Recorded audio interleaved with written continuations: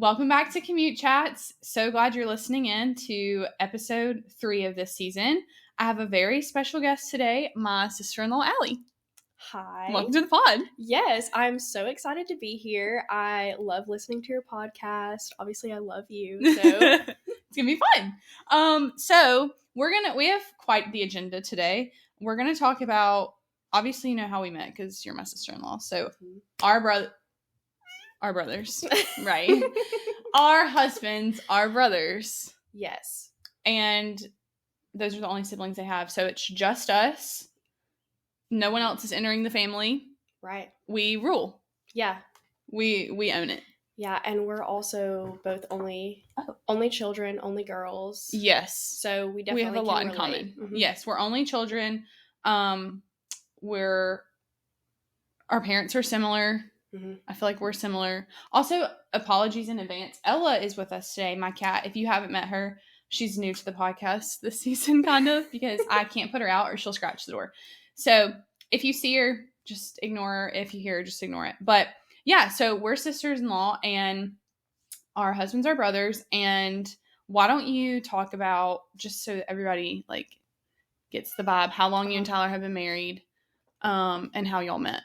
Yeah, so Tyler and I, we got married in 2022, November 4th. I'm sorry, Ella's tail is whacking me. Okay. We got married November 4th, 2022, and we started dating during the pandemic, which was very interesting. Definitely a interesting time to start dating. Right. But we met in 2020, we got married in 2022, and here we are together in 2024. So you've been married for 2 years, and yeah, time has flown by. It's been great. You know, we've lived in 3 separate places, and we just bought a house. So right, and where'd you buy a house? We bought a house we moved from Huntsville back to Athens. So Athens, Slay. Yeah. So they're about 3.5 hours from us. We're in Atlanta. If you are new and you didn't know. My husband and I are in Atlanta, and so Tyler and Allie are here for the weekend. Mm-hmm. About like 3.5-ish. Yeah, hours. It's about 3.5 hours. So they came in yesterday. We took them to our favorite Italian restaurant, and they had gluten-free pasta because Allie's on her gluten-free journey, which we'll talk about. Also, Ella is just chilling in my lap. So yeah, we had a great time last night. Don't really know what's on the agenda for today besides the guys just went to the golf range, so we said we'll hit a podcast sleigh. The perfect time. It's the perfect time. And I don't know what we'll do the rest of the day. It's gotten really pretty outside. It was raining here. Yeah. But now it's sunny. So anyways, let's jump into it. We have a few things on the agenda today. We're going to do a fun topic as always first, which I'm not going to tell you what it is. And then Allie works in the defense industry. So we're going to talk about that. We haven't had someone on the podcast yet that is from defense, I don't think. So this will be like a first time, which will be really good. And then we're actually going to take a turn from career and talk about our health, holistic health, because Allie's like really experienced with that. And she's going to talk about her journey. And then we might wrap it up with some mental health conversations. So that's what's on the agenda. But first and most importantly, I haven't done a podcast episode since the Tortured Poets Department came out. Mm-hmm. And I feel like it is appropriate that we discuss the album together. Yes. As you are also a Taylor stan. Absolutely. Yes. We just watched the Eras tour this morning. Yes. With our husbands, and we performed for them. Right. Again. As we should. Mm-hmm. So I have so many thoughts about this album. I stayed up till midnight to listen. Uh-huh. And then I stayed up till 2 a.m. to find out there was the anthology. Yes. What a time. But when I was listening, I was like, it's not giving Joe. No. And then I immediately said, it's giving Satan, a.k.a. Maddie Healy. Yes. And I was just so surprised about it. Like, I don't think anyone expected that. No. I think everyone thought this would be Joe's breakup album. And I don't know that I thought she would roast him. Right. But I did think that she would talk about it more. I do think there was a lot of speculation before this album came out that Midnight's was her and Joe's breakup album. And I feel like TTPD confirmed. It confirmed that. 100% Midnight's is his breakup album. And I think that it kind of gave her closure for multiple people. I do feel like that TTPD is about multiple people, but I think mainly.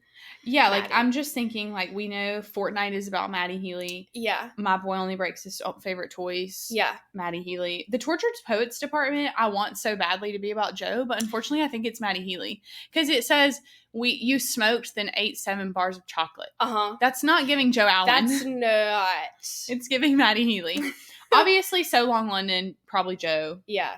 But Daddy, I Love Him, definitely Maddie Healy. Yeah. But have you seen the, my cat is literally screaming right now. That's perfect.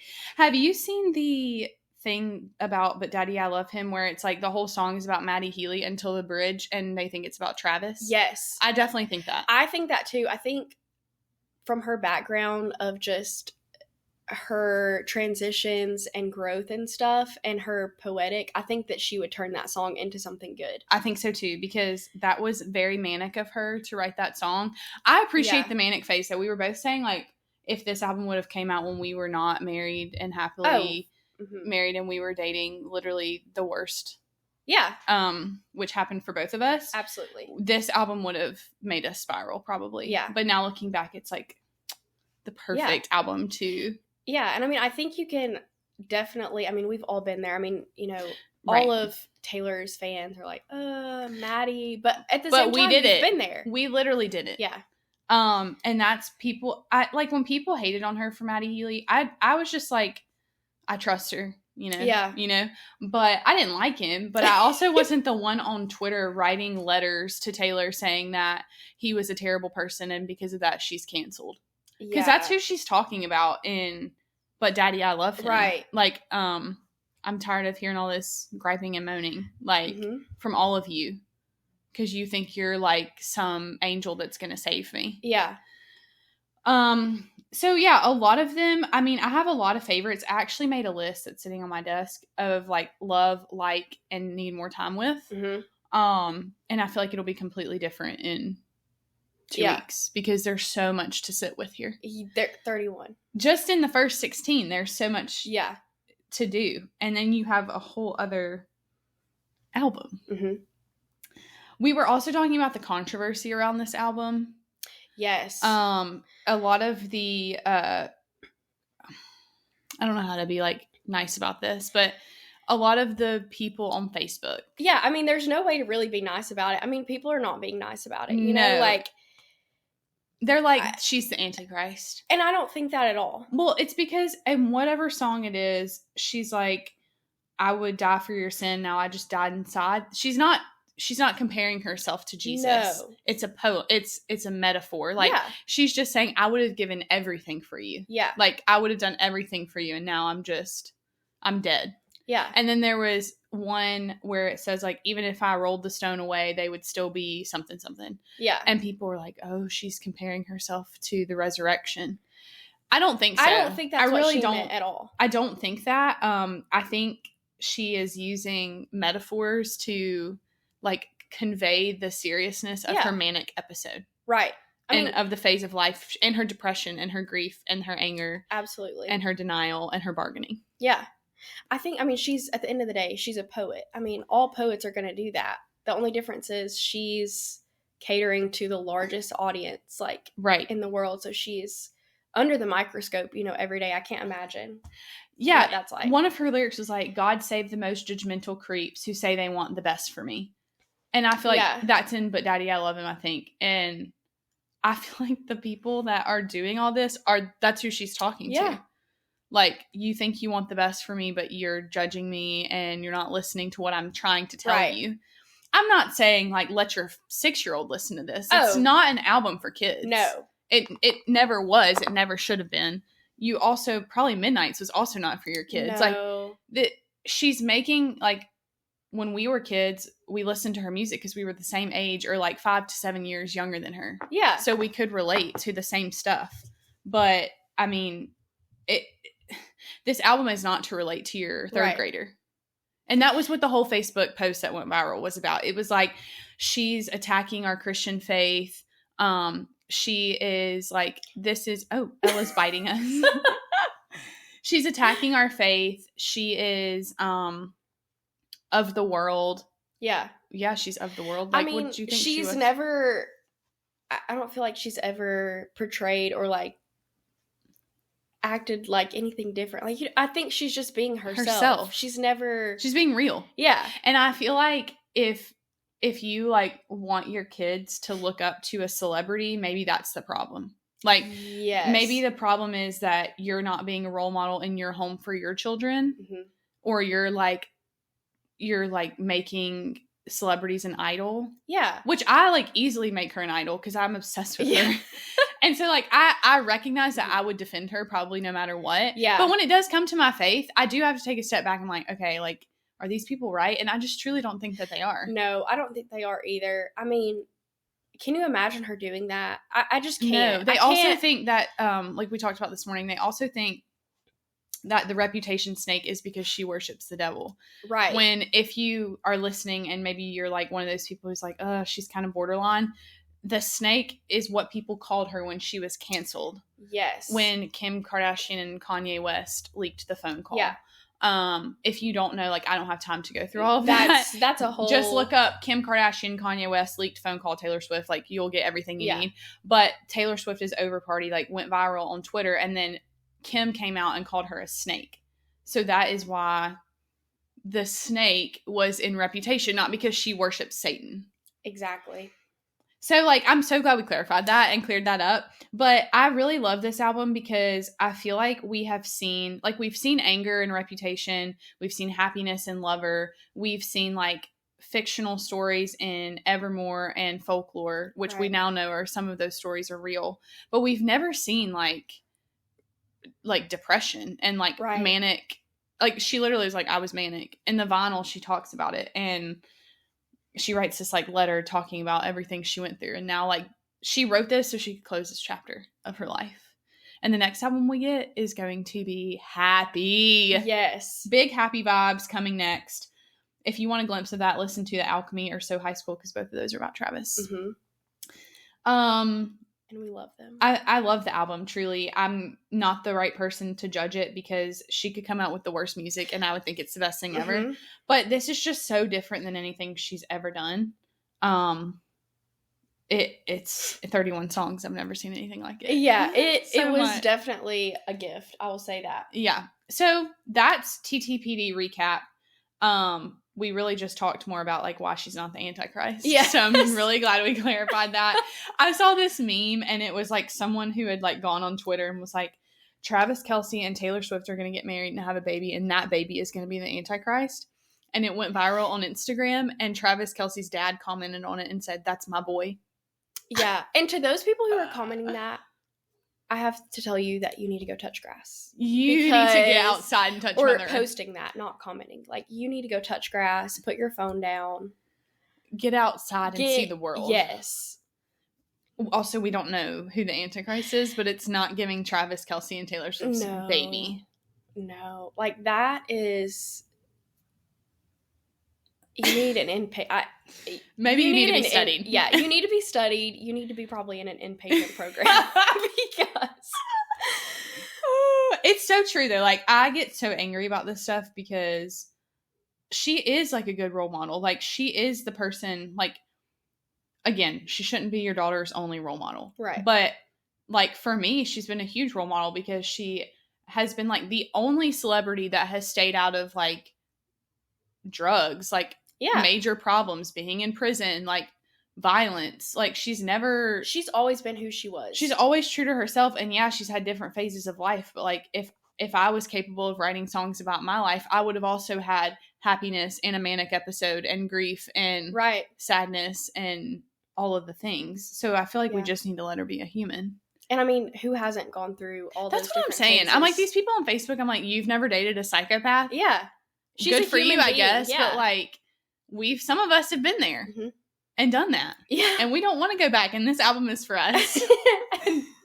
I mean, it's just one of those things. But it's a great album. I will give it a 10 out of 10. All of the ratings have been really high on it. And very interested to see next Thursday. She goes back on tour in Paris, and we will see what she adds to the set list. Yeah, I'm excited. She's definitely adding something. She released an Instagram reel, and you could see, like, new props and a new pair of shoes that she was wearing. Like, she did it on purpose. Yeah. She wanted to click confirm for us. Yes. That, like, I'm going to give you what you're asking for.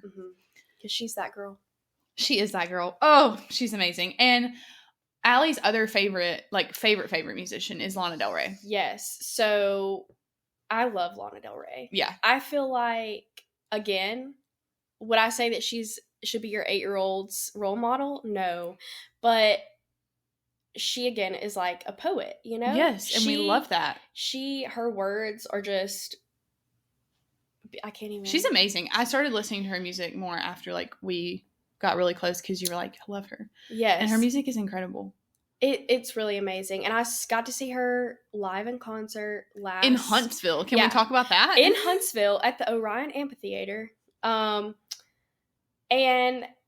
we literally closed and moved into our house the next day. So I was gonna sacrifice. You were a little sleepy the next day. I was gonna sacrifice. As you should. I'm still so shook that, first of all, she came and toured in Huntsville, and also she just randomly showed up in Florence, Alabama one day. Do you remember that? And didn't your friends, like, see her, or you knew someone that saw her? Yes, so her friends actually live there. So in her song Paris, Texas, she talks about how she has friends that live in Florence, Alabama. So she visits there, like, a lot. I think she's recorded a few songs in Muscle Shoals. Yes, home of the recording studios. Yeah, so... Okay. That's a slay for her. I would love for her to live there. I love her. But obviously, I don't think she's going to. Also, she looked incredible at Coachella. She did. I was like... She looked incredible. And she's been, like, training and working out and so things. Maybe she's not on the Ozempic? I did think maybe she was. But then I've seen so many... Should we Google? Videos. Yes. I've seen so many videos of her talking about... I knew she did CrossFit. Oh, she might not be on Ozempic then. Yeah. I feel like if you're on Ozempic, you can't work out that hard. No, and her body does not look like... No, she's not giving zombie. Yeah. Ozempic zombie. Yeah. You know? Because oh gosh, I don't want this to play. Oh, there's a TikTok playing if y'all can hear it in the microphone. I don't know if you can, but that's cute. Most people online are saying no. That she didn't. No, I don't think Which, she like, did. you do you. Like, I'm not going to judge you at all for whichever one you want to do. Yeah. But, yeah, people aren't, like, talking about it, really.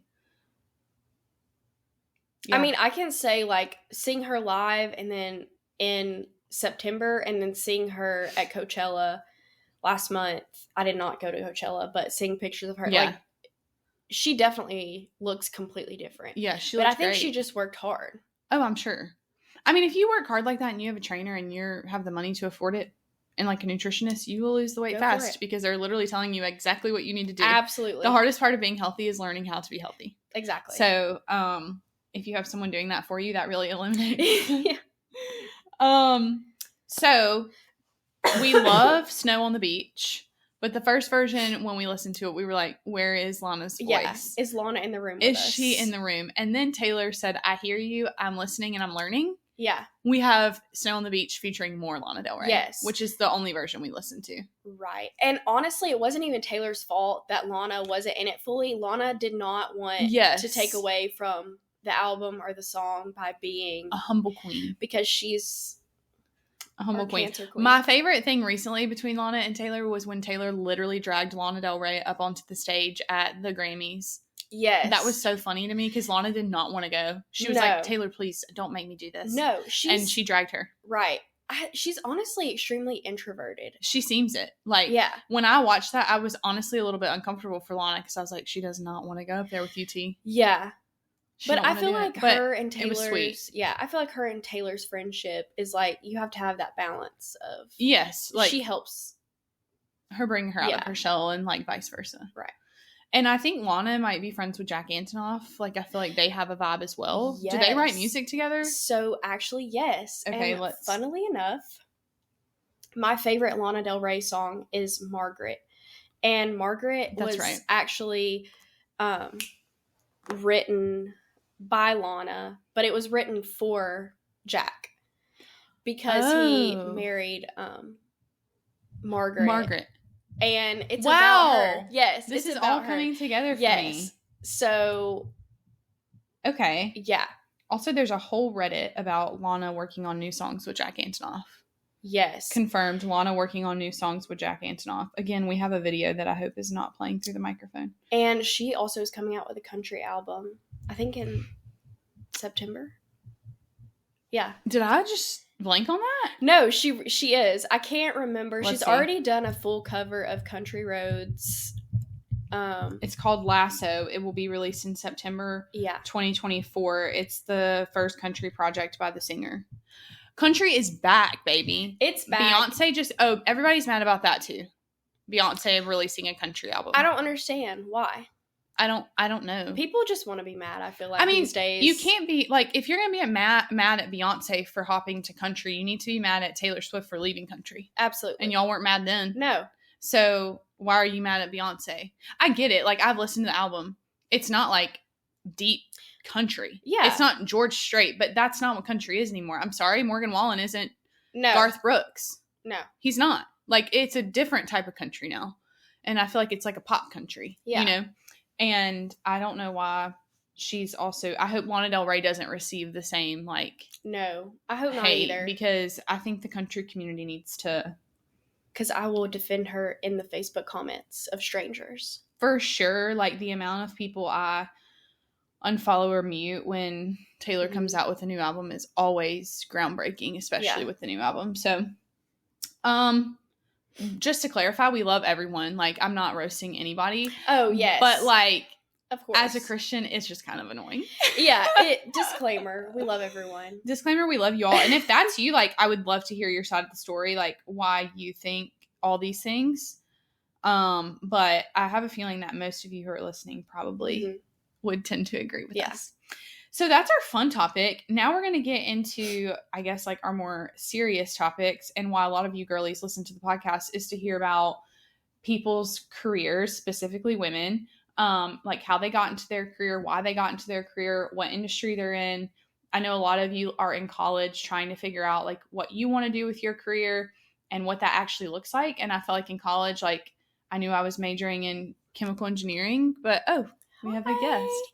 But I didn't really know what that looked like before an internship, and it's really helpful to hear from people in the industry. And I always say, if you're listening and, like, you're interested in the industry that someone's talking about, reach out to me, because then like, that's building your network. So, and if you're not in college, I think it's great to hear about, like, what other women struggle with and what other women don't struggle with in their industry, because it may be similar to what you struggle with, or it could be different. So shout out to all my college and corporate America / whatever industry women, because that is hi, baby. a moomie. We should do a segment. We should also do a segment at the end on the pet name, like what we call our pets. Oh, yes. We're going to do that at the end, because sure. I know so many people will relate to that. Yeah. Okay, so let's get into it. You work in the defense industry. Yes. And tell us, like, what you majored in college, where you went to college, and if you knew in college that you wanted to go into defense. Yes, for sure. So, starting out in graduating high school, I graduated with my associate's degree during high school. So, I was kind of going directly into my major.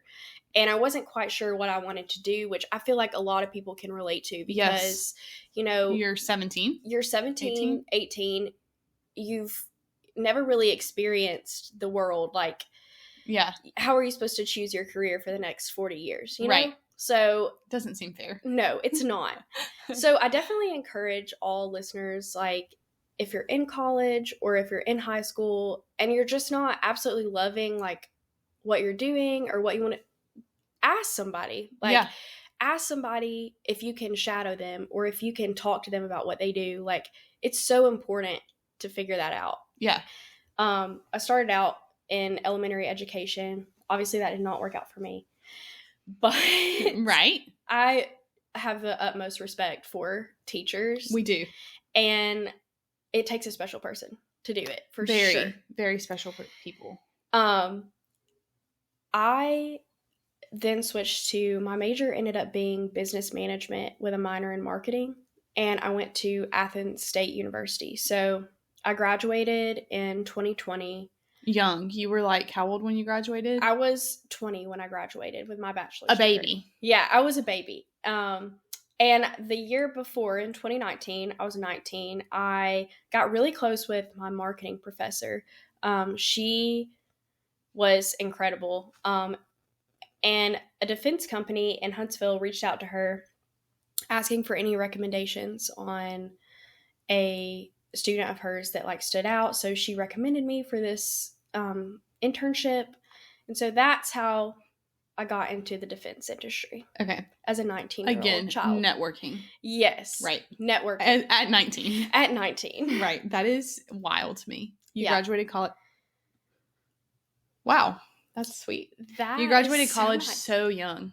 Like, yeah. And you started, how many years of experience do you have working now? 5. Yeah.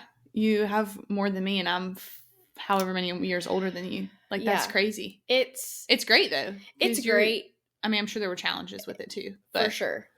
Again, like I said, very young, not knowing exactly what you wanted to do, but I definitely did not in college think, oh, I'm going to go in the defense That industry. was not what you had your eyes set on. Right. But I will say, in Huntsville, that is the industry, like yes. defense. So it's like how in Detroit, it's automotive. Right. In Huntsville, it's literally defense or bust. Yeah. There's some automotive in Huntsville, like that's growing, but it's still so heavily defense, which is great. Like opportunities for both of you living in Huntsville. Yeah. Okay, so that's how you got in the defense industry. And how many different companies have you been with since you started your career? 2. Okay. So I started with a company and I loved them. They were a great company. I did my internship with them. I got hired on full time, and then I ended up moving into a more vertical move in my career. So I changed the company I'm at now, which is a small business. So I went from a large business to a small business, and I definitely, in my personal opinion, love the smaller version, just in the nature of what I do with marketing and talent acquisition. So. Right. So, okay, so tell us more about, you're in your current role. You said it's more vertical. You like the smaller business. What is like your specific title, and like what are some of your like key responsibilities at your job now? Yeah. So my title is talent acquisition and marketing lead. Okay. I deal with all of our recruiting efforts, like hiring manager, marketing side of it. That's graphics, events, all the things. Like it's a very, I feel like you wear a lot of different hats at your job, whereas like right. My job is very like, this is your job, these are your roles. Yeah. Yours is very like, this is your job, but you like could also do these other things that yes, like we may need you to do because it is a smaller business. Right. And I will say that, as I know a lot of your listeners are in college and they're doing interviews or preparing for internships, I think that's a huge thing to consider, is knowing the differences between the sizes of the companies and stuff, because as a smaller business, you have more opportunity for growth and everything like that, of course, but there are growing spurts and stuff like that where you'll have to do different things. Where you'll have to take on more tasks. Yeah, and that makes sense. And we're completely like, I work for a Fortune 20 company. Yes. So it's very different. And I like am like this, that is so interesting to me because I feel like in my company, I'm known, people know me, but you're like friends with your CEO. Like, right? Like you know him on that level. Right. Or not, maybe not friends, but like you know him personally or her. And for me, like my CEO is like this person that just kind of floats in outer space, Yeah. So I think that's really cool. And like, if you are in college, like, especially if you're at like a bigger college, I do feel like there is some pressure to go to like a big company. Yes. To be like, oh, well, I signed with Ford or I signed with Southern company, or I signed, like, especially in the South, or I signed with an oil company, or I signed with whatever. I'm just thinking of like when I was in college, like there is pressure to do that, but like take a step back and like network with these other companies that probably have so much to offer to you that you're not seeing because you're like blinded by all these major companies, which are also great. Yeah. But I just like, you've had such a good experience with a smaller business, and they like have treated you very well, and you have promotability, like you are on a good path. I think that's something that like I would tell to myself, like, don't write off companies just because of their size. Would you say the same? For sure. I would definitely agree. And you were at a bigger company. Yes. So you started on that path, but now like moving to the smaller side has been also successful. Right. And I would say that, you know, it's going to be different for everyone. I mean, I feel like I thrive better in a smaller business, but I mean, you're thriving in a large business. I mean, I'm trying. You are. I mean, you are navigating that so well. And I think it just, you know, really depends on your style and like what you're looking for. And I think you can be like, if you're in college, or even if you're early on in your career and you're like, how am I going to get promoted? Like, how am I going to get to the top? I think you can do that in both sizes of the company. It just has to be like, what level of time do you want to give to work? That could differ. And like the levels are going to be different in a smaller company and a bigger company. You're going to have more levels in a bigger company between you and CEO, right? Than in a smaller company. So, and that may mean in a smaller company, you have to wear more hats for a while. Like it's just a trade-off, but I think there's good opportunities in both. So I guess talk about like, what are your short-term goals and your long-term goals? Like in terms of your career, like, do you know, or do you not know? And it's fine to not know, because I don't really know either. If that makes you feel better. I feel like I don't really know. And I feel like a lot of women can relate to that. Yes, because it's hard. It's very hard.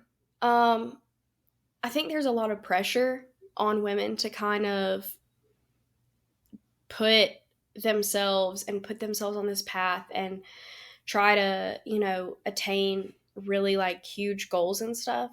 But I feel like the smaller goals that you do throughout your career are really what helps you step up to like the big goals. Because I feel like in short term, you know, I'm a manager of someone currently, and I want to be a good manager for them. Right. But in long-term goals, I just don't feel like I really know. Yeah. No, I'm the same. I feel like, I don't think I've told you this, but this summer I'm like co-managing an intern. Yeah. Which like, that's awesome. My company it's like a pretty big deal to do that, I feel like, because we have a lot of them. And in my department, we don't actually have that many. They're just like spread out throughout the company. Yeah. And so I agree. Like, I feel like I've been told, like, okay, you want to be a leader. We know you have the skills. Like, now it's time to develop your leadership skills more before you step into that role where you're managing 5 to 8 people kind of thing. And I do that outside of work. Like, I am a leader outside of work in a lot of different areas, but it's hard to develop your leadership skills when you're in a company and you also have a manager and you're on a team. Like, it's really impossible. It's really hard. You can't really, I mean, you can step up and be like the best on your team, but that doesn't make you a leader. That just makes you good at your job. Right. So like those types of things I'm trying to also take on, because it's like, I know if I do this summer, like people will recognize that. And if I do a good job at it, then it just allows for whatever is going to happen more naturally. Absolutely. Which is like the long-term goal. Yeah. Because I couldn't sit here and be like, I want to be a director at Ford. I don't know.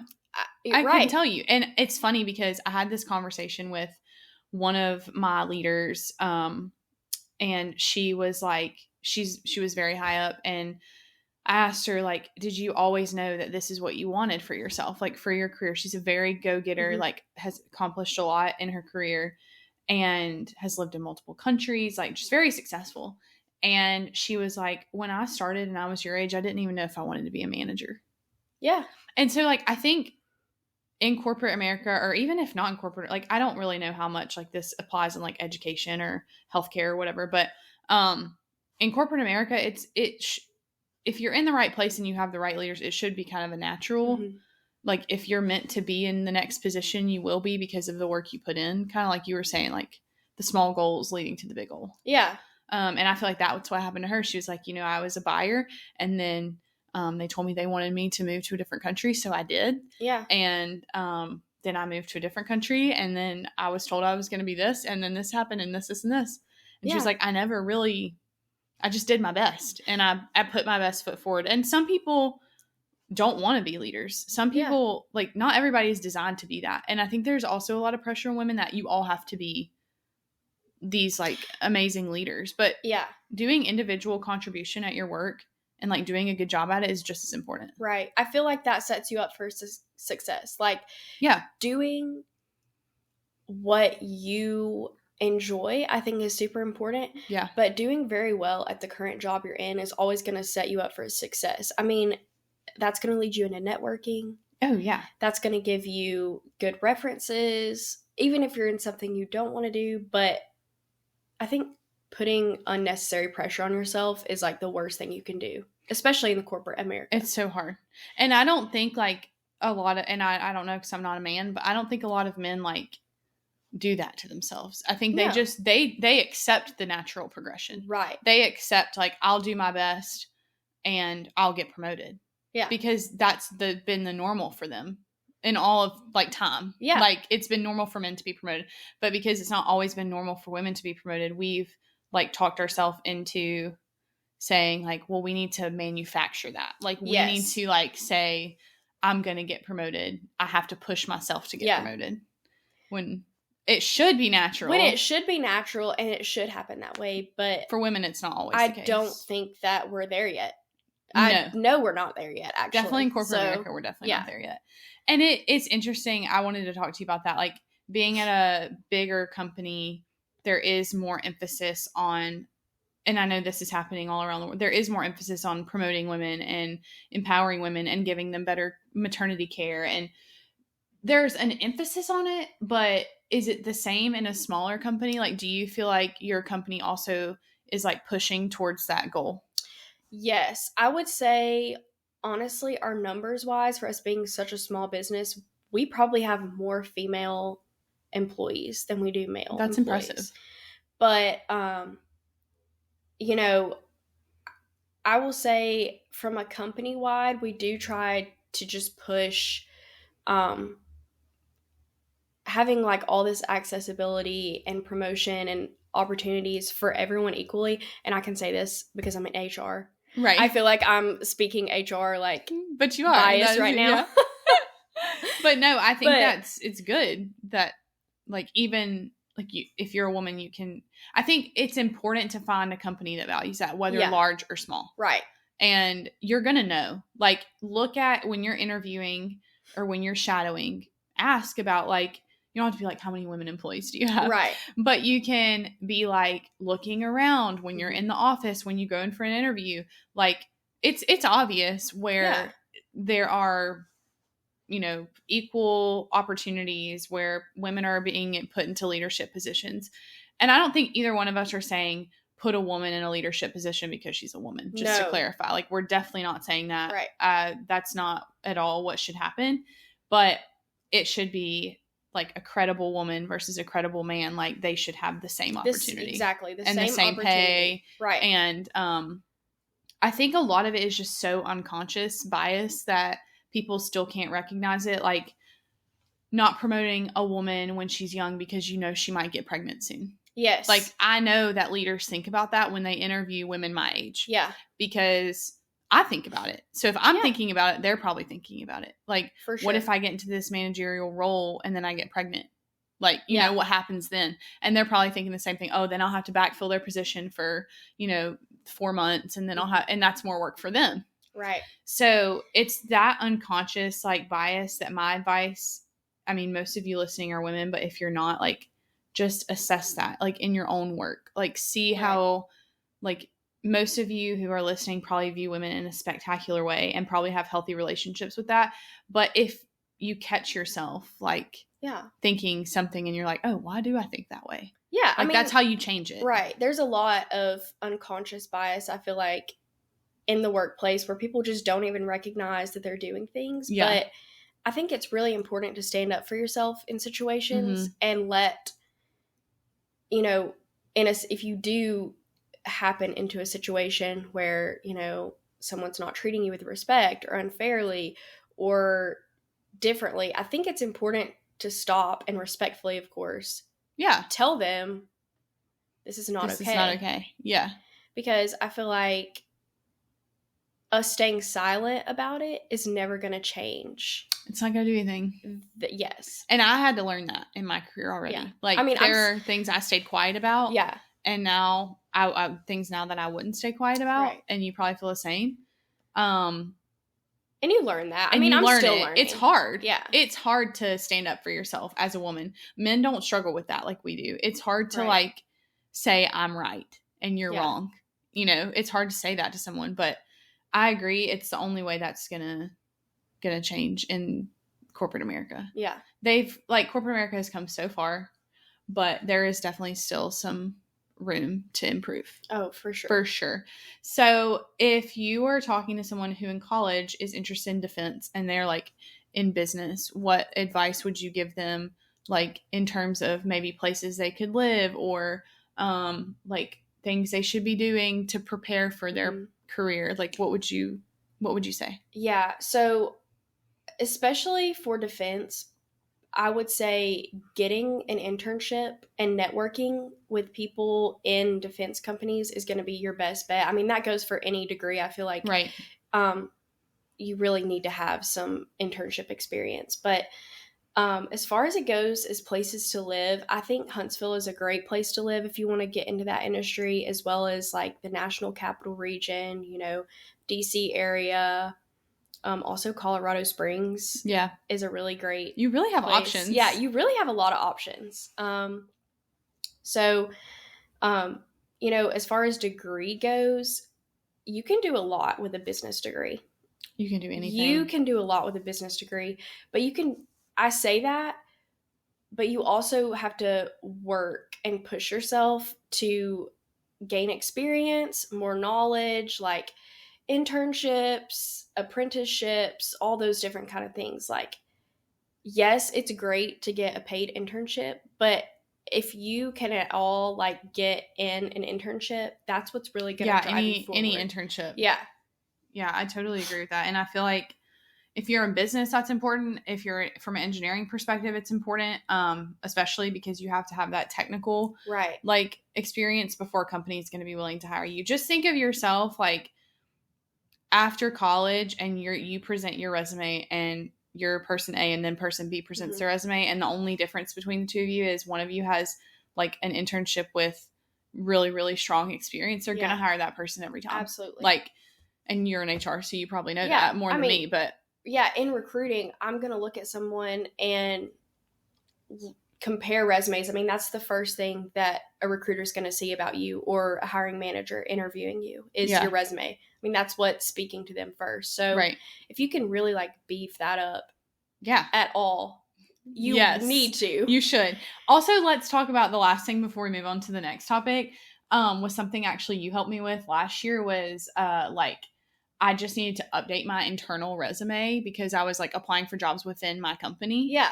And I hadn't done that like since I graduated college. And I always believed in the myth that your resume needed to be one page. Can we talk about that? Yes. It doesn't. It does not. It shouldn't. So things have changed in the way that recruiters source. So, and I'm not going to get into sourcing because that's like going to explain, but people are going to keyword search on your resume. That's what, you know, the people interviewing are going to do. People searching for you, they're keywording. So you want to be able to put as much as you can on a resume. I mean, obviously, like there's a point where you can get a little insane, like an 8 or 9 page resume. Like if you don't have 20 years of experience, we don't need that's that. excessive. We don't need that. So, but I went from like 1 to like 3.5. Yeah. And I only have 4 years of experience. At that time, I only had 3 when I was doing it for the internal jobs. Like, yeah, and I think that's incredible. I think that really helps. It helps people see what you've really done. Yeah. Like, there's no way you can summarize what you've done in. Because, I mean, half the first page is education, like, you know, statement, personal statement, contact information. Yeah. That's half the page. That's half the page right there. And there's just a stigma that I know a lot of people a lot of professors in college especially will say you don't need any more than a page or a page and a half. And Right. that's just not true. Yeah. And like, what do you think about cover letters? Are those important? I think it depends on what job you're going for. If you're going for a super technical position that's not necessarily in a leadership role, I don't think it's necessary. But if you're wanting to really drive it home in any type of distinguished, like leadership, more senior role, I think you need it. For sure. I would agree. Again, it makes you stand out. Yeah. You know? Yeah. There was one more question I was going to ask you about cover letters and resumes, but I'll think of it. We talked about the one page. Yeah. We talked about cover letter. It just popped up in my brain to think of it or to ask you, but I forgot. So I'll come back to it when I remember. But like, yeah, if you're in college, great advice for resume and cover letter. Definitely have someone like review your resume and cover letter, For multiple sure. people. And then if you're early on in your career and you're looking for a change, or even like if you're, I don't know how your company may be, but like my company, even if you're just trying to look internally at like maybe a promotional opportunity or a lateral move, like you have to have a resume updated. Mm-hmm. So super important. And then also super important to be able to speak to your resume. Like, yes, don't just put stuff on there that you actually can't speak to. Like, make sure that, like, I just use STAR method for everything, but like, STAR method your resume. Like, be able to explain through a situation that you had an entire chain of events, right? Because that's what's going to come up in your interview. Yeah, like, whatever you do not chat GPT your resume. That's what I was going to ask. That was it. That was the question. Yes. Okay. So tell us what your thoughts are on resume versus cover letter using AI assistants. Cover letter, I don't necessarily think that's an evil to use ChatGPT. Okay, great. Because I feel like in that point, you know what you're trying to say. You just need the format and grammar help. Yes. When you're going to create a resume, all that ChatGPT is doing is taking AI and using it to help form a resume based off of job requirements. So if you tell it, create a resume for a senior systems engineer with 5 years of experience, it's going to take the job requirements of a senior systems engineer. Right. And just create that resume. And it may be nothing you've ever done.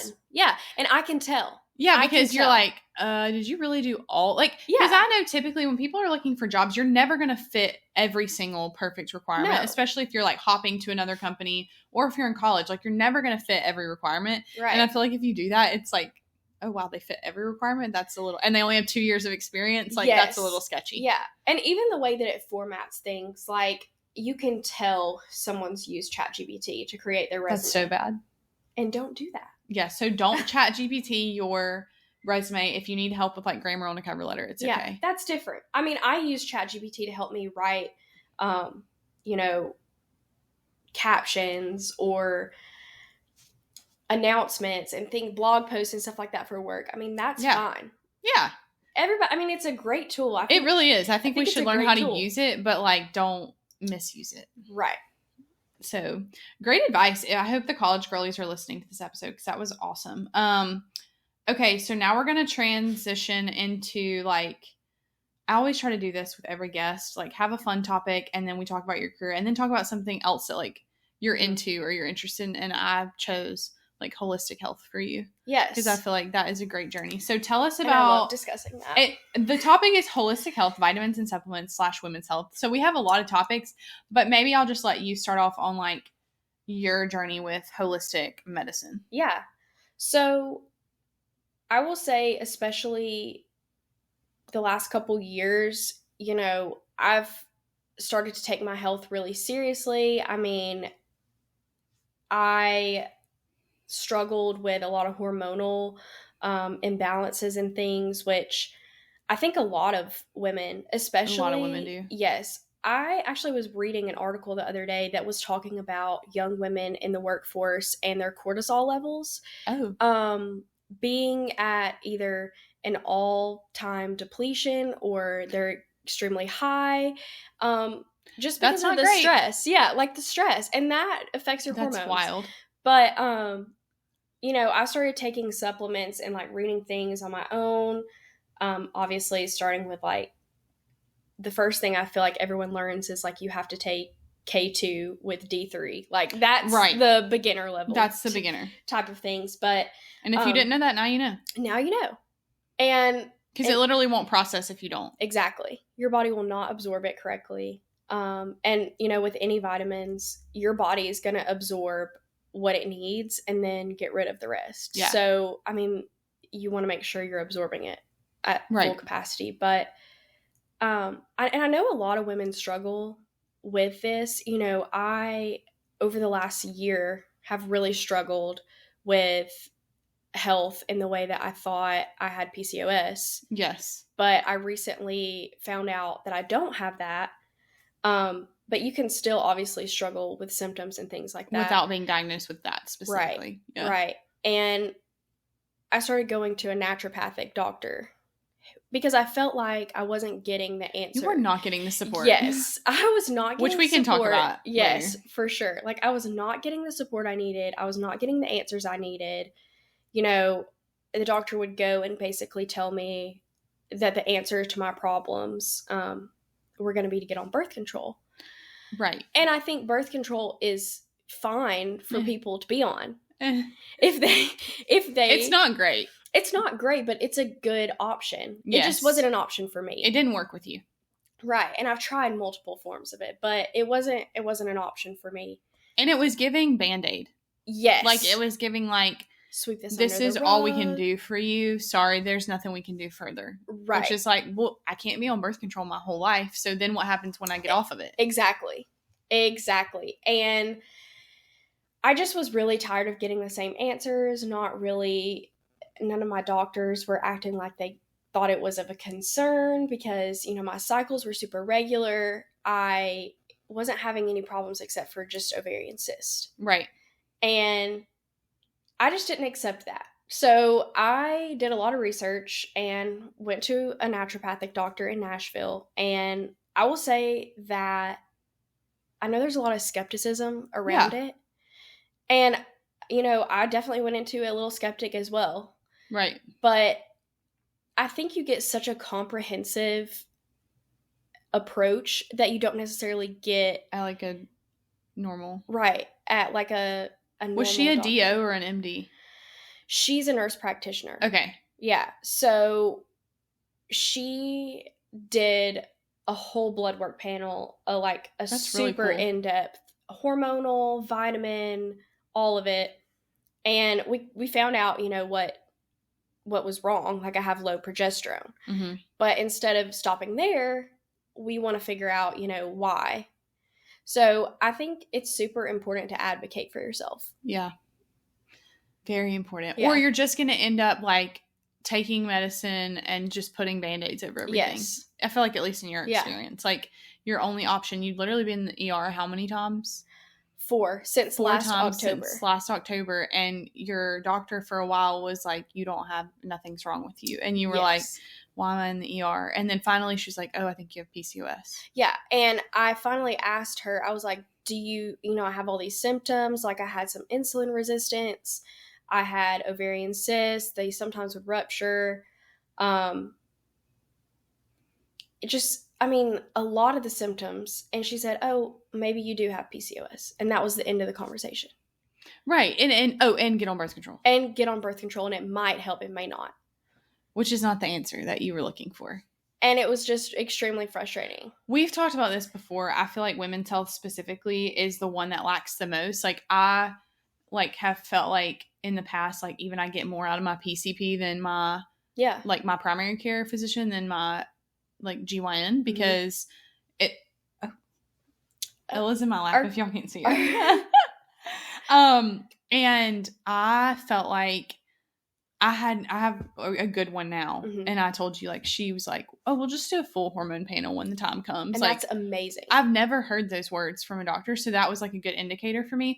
But we were talking about how hard it is to get your GYN to run a hormone panel. Oh, yes. You have to ask for it multiple times. And then your insurance probably won't cover it. Exactly. Another thing right there. Like, you can ask for it and they'll give it to you.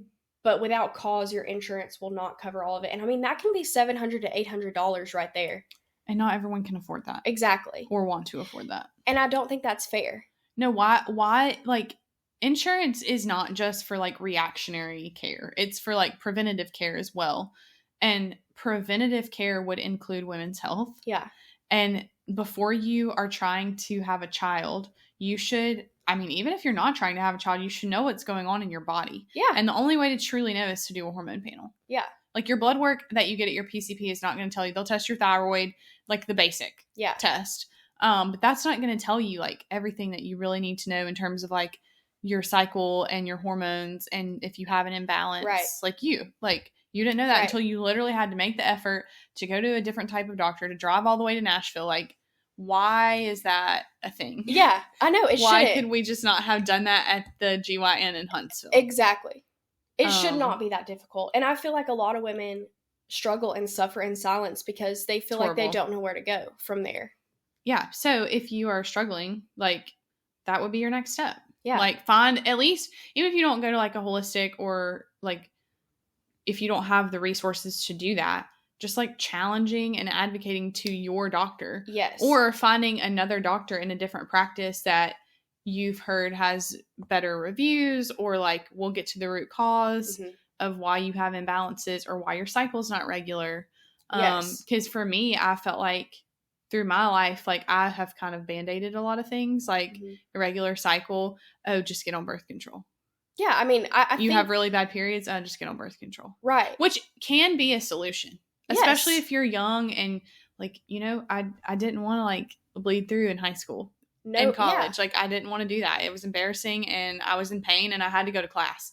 So you, like, it is good for a short period of time to see if your body could adjust, but it's not like a permanent solution. Right. And I will say, I'm not veering off the path here, but I think it is so unacceptable in society to think that, to have this stigma on women that they just need to push through and go about their lives on their period, on their cycle. Yeah, we don't get any time off. No. I'm going to advocate for that right now. I feel like there's no... I just feel like it's completely unacceptable, especially... It is. There are days where, like, now no, because I am on something that, like, more regulates me, but, like, there were days in college where I was like, I cannot go to class or I'm going to die. Exactly. I can't walk. So what did I do? Miss class? Nope. I got up and I drove to class, like, because I couldn't walk. So, I mean, it's just stuff like that where it, like, and even in the corporate world, like, fortunately, I could just work from home. Yeah. Like, and so but even then, it's like, I don't have the energy. Like, I don't have the power to, like, push through this kind of thing.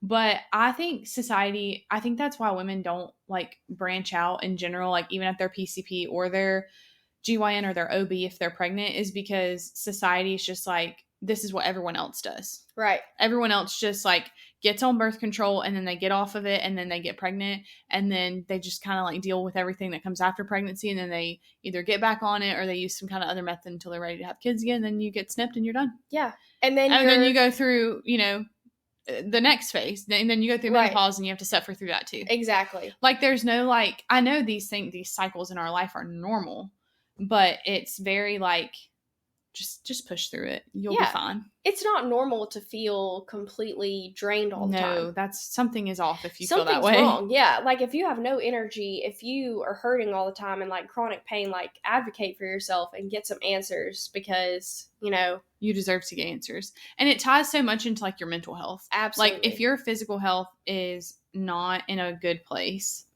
and you're drained and you have no energy and you're suffering, your mental health is definitely not going to be in a good place. Yeah. And that's one thing I will say I'll connect to holistic in a way, which it's more just your overall body health. Like, your gut and your mind are connected. What was that book you read? You told me about it. I've read... We'll put it in the caption if you can't remember it. I think it was called, like, the microbiome. I think that's what it was. Like that. Yeah. But it basically was just talking about how, you know, most of the serotonin that's in your body is actually in your gut, in your intestine. Which is wild. So, you know, I was also on antidepressants and stuff. So I really, when I got off of those, I really focused on healing my gut. Yeah. And helping that serotonin like replenish in my body. And it helped me a lot. I will say, like, focusing on your gut health is going to help your overall health, like, as well as over this last, month and a half, I've been gluten and dairy free. Right. And I will that was one of the takeaways from like the holistic journey. Yes. Okay. So my naturopathic doctor suggested I try gluten and dairy free. And I will say this is the first cycle that I've not had an ovarian cyst pain or any cyst. There you go. So hopefully the streak will start. I'm feeling very good. I feel better. Obviously, I sound a little congested. Right. It is seasonal allergy time in North Alabama and the Southeast. Yeah. But, I mean, I feel better. Yeah. And I think for some people that works for them. Yeah. And talk about like what gluten and dairy free, like how that impacts your hormones. Yes. So having ovarian cyst is a lot, you can have cysts. It's normal to have cysts. Right. It's not normal for them to rupture, of course, but it's a huge problem if you have inflammation. So inflammation affects your hormones directly. So gluten and dairy they inhibit inflammation in your body. Right. So eliminating those helps your hormones, helps inflammation, pain, your mental, like it's all connected. But I can tell a huge difference in, obviously I'm not a medical professional. Right. Disclaimer, I'm not a medical professional. I can only say like what works for me. Your experience, yeah. But being consistent with vitamin C, fish oil, D3, K2, probiotic, being consistent and taking your vitamins and also the gluten and dairy free, that has extremely helped my overall like physical, mental, emotional health. Right. Your well-being. Yes, my well-being. She's in a good place. So, yeah. Yeah, I Allie has helped me with my vitamin journey for sure. But I'm still on a multivitamin. I take the Ritual multivitamin, which is like supposed to be one of the best. It is. But being consistent with it is hard for sure if you like aren't good at like remembering pills and like what time to take them and all that stuff. But definitely worth it because you're not going to get all of that naturally. Like you've got to have the supplement to help you. So that's your journey. Mm-hmm.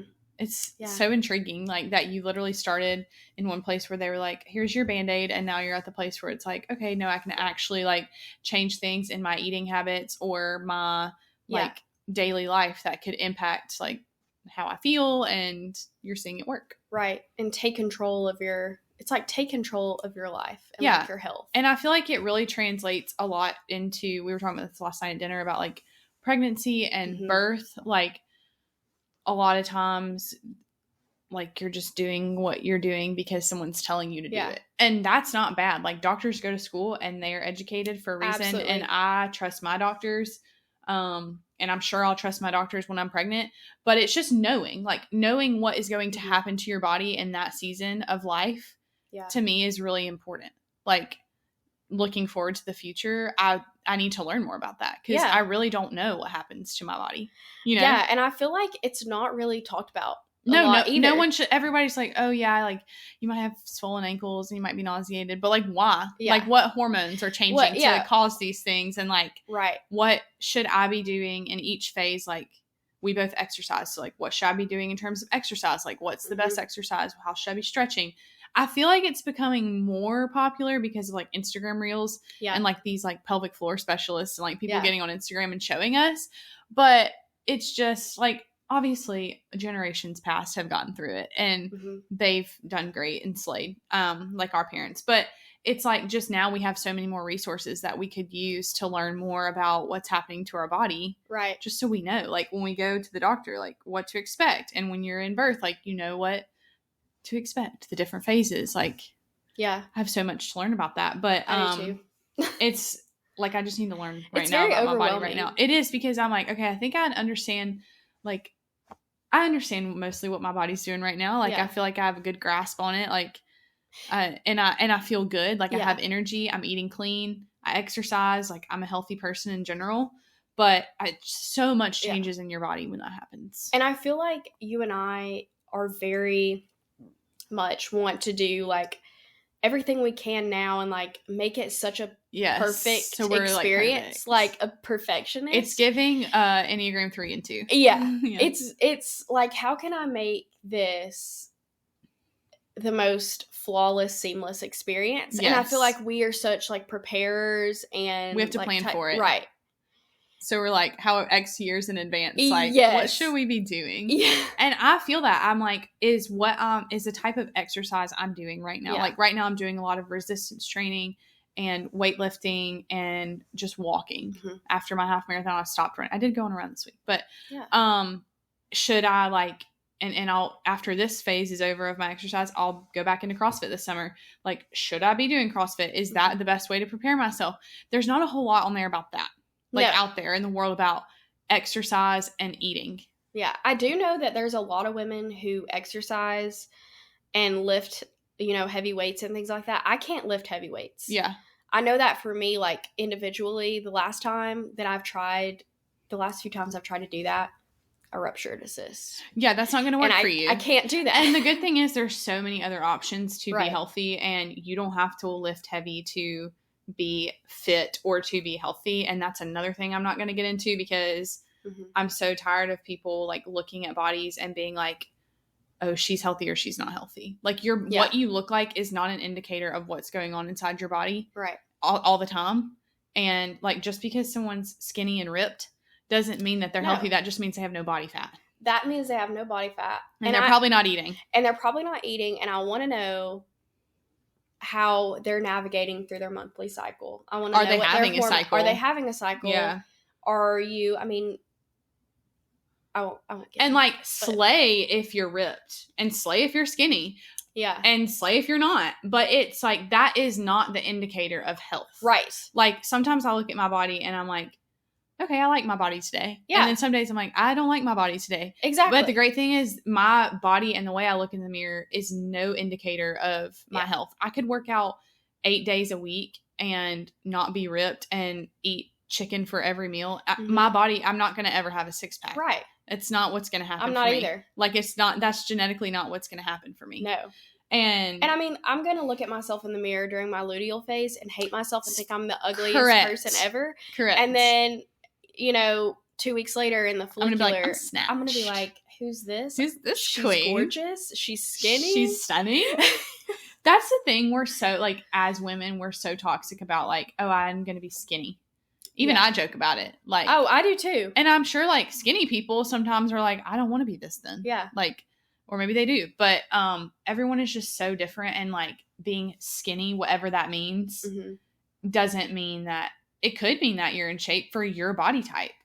But I've been doing, there's a couple of scans you can do on your body to like really tell how your body is reacting to whatever type of like exercise and eating that you're doing. Yeah.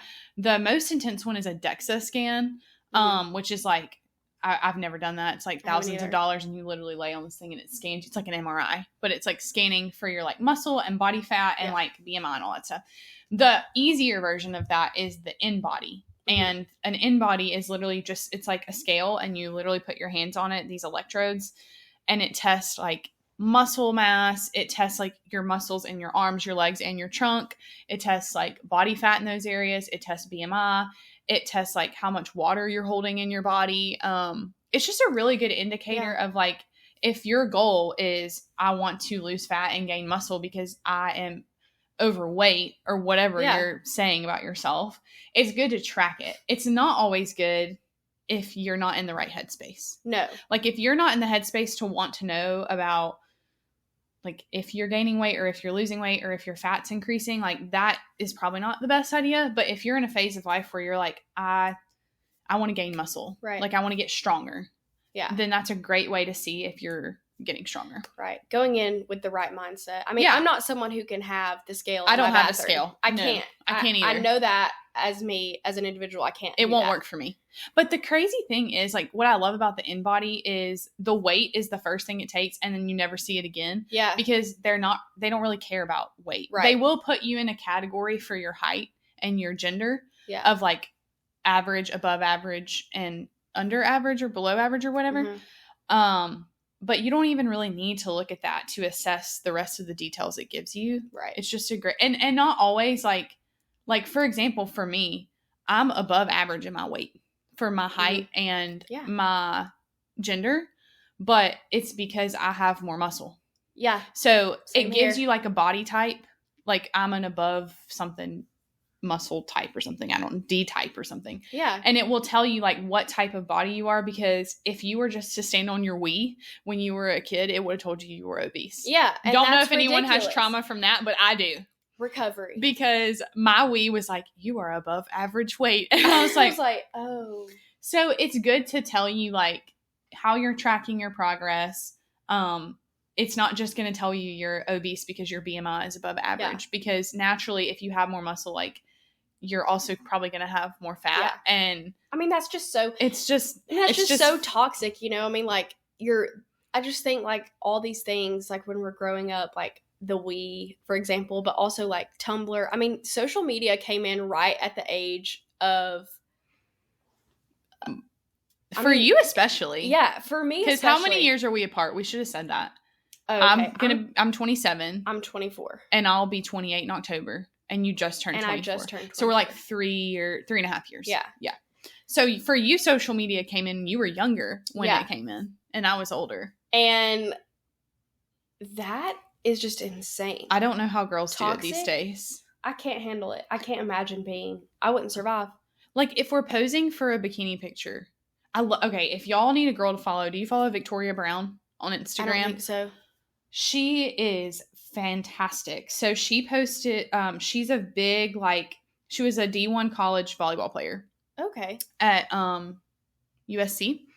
And she started a nonprofit. I think I've talked about her on the podcast before. Yeah. She started a nonprofit for advocating for mental health for college athletes, because she was like depressed and had an eating disorder when she was playing volleyball and no one knew about it.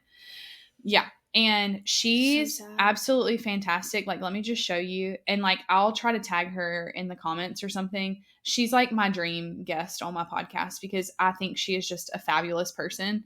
But like, she posted this picture for a wedding and she looks amazing. She looks fantastic. And then the next picture she posted was this.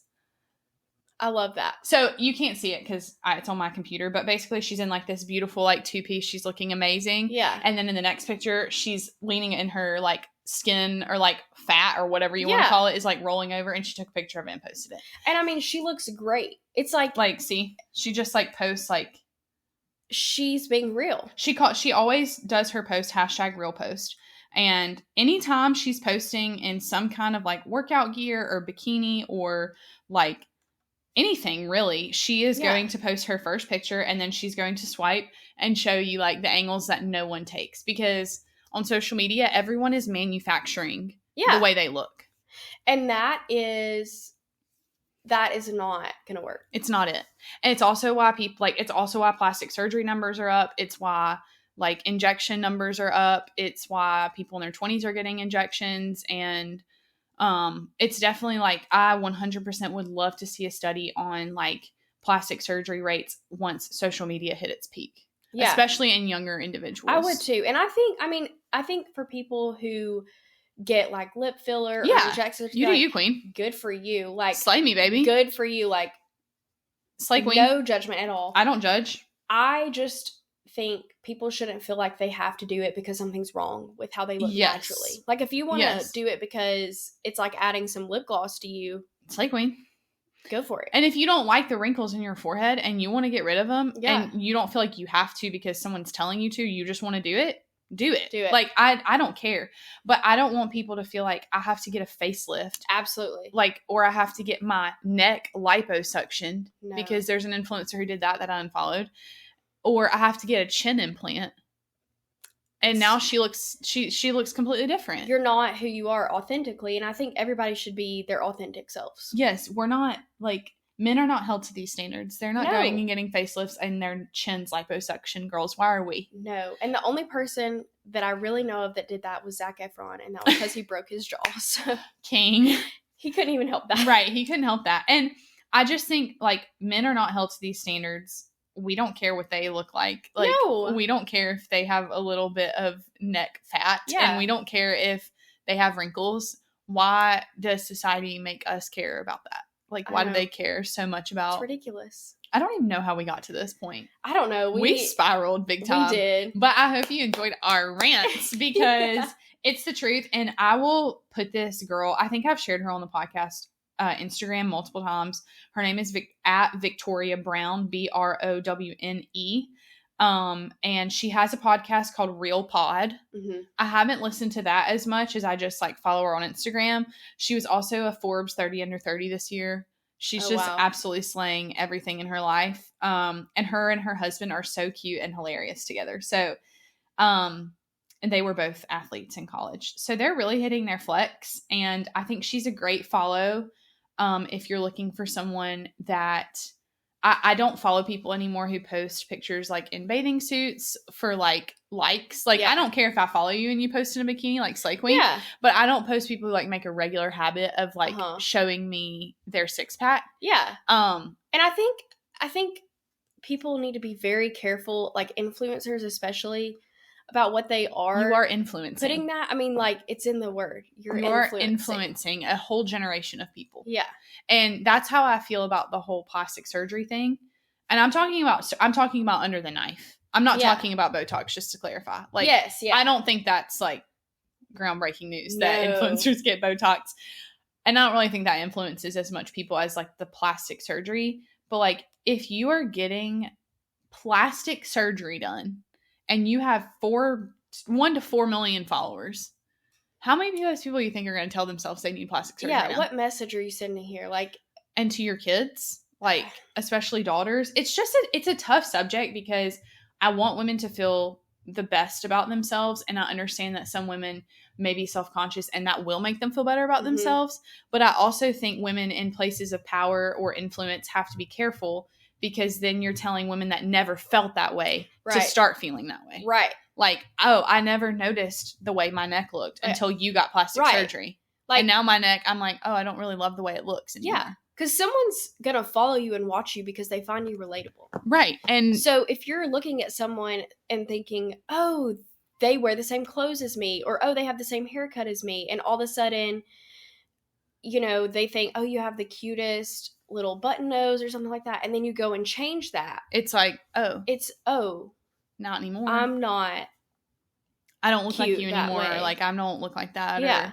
Yeah, it's just a constant comparison, and I really don't know how we got to this point, but I'm so glad we did, because I've talked about social media on this podcast before, but it's just like society standards of our health, of how we look. Yeah. I think we started talking about like the BMI stuff and like how to really track your health and not just how you look. Right. And that's the whole thing on Instagram. Like, look, girls, some of these women that look amazing in their bikinis probably don't work out. Right. And they just look like that. And good for them. And good for them, because I'm looking and I'm thinking, I wish that was me. Same. But like, that doesn't mean that they're healthier than you. That doesn't mean that they're better than you. And they probably have things that they struggle with too that they're not talking about. For sure. Maybe they like struggle in the gym. Maybe they're not comfortable in the gym. Mm-hmm. Maybe like everybody has something they struggle with. The problem with influencers is they're not sharing that. Right. They're only sharing the things that they're confident in. Mm-hmm. And the things that they look good in and the best angles. And that's why I love that girl. And I think you should all follow her, because she's really making it like, yes, I feel like I look good in this, but also here's another angle. Yeah. And I don't look so great in this angle. Like, to me. Yeah, she's coming at it from all sides. Yeah. And she has a lot of partnerships like with brands that I really like. So I highly recommend her. Her content is hilarious, and she's also a Swiftie. So you can't go wrong. Moral of the story, follow Victoria. Maybe she'll be on the podcast one day when we get famous. But Yeah, she's a slay queen. So that's all we have today. We recorded for like an hour and 20 minutes, so we should probably wrap it up. Yeah. But thank you for being on the podcast. It was such a good episode. I can't wait for this to come out. When you're listening to this, it'll probably be like a couple weeks after we just recorded this. Yeah. Hopefully like a week.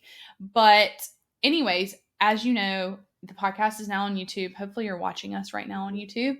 If you're not and you're just listening, make sure to follow at Commute Chats on YouTube. Subscribe to the videos. This whole season will be on video and all seasons moving forward. And then you can find me on Spotify and on Apple Podcasts, or wherever you listen to your podcast. You can find me at Commute Chats. And then make sure to follow me on Instagram at Commute Chats, where I post like all of the content, links that we talk about. We need to link that book that you were talking about. Yes. And I hope you enjoyed today's episode. I can't wait for the next one. I have another very special guest for episode 4 that I'm not going to tell you about, and you'll have to keep listening to find out who it is. But thanks for listening. Bye.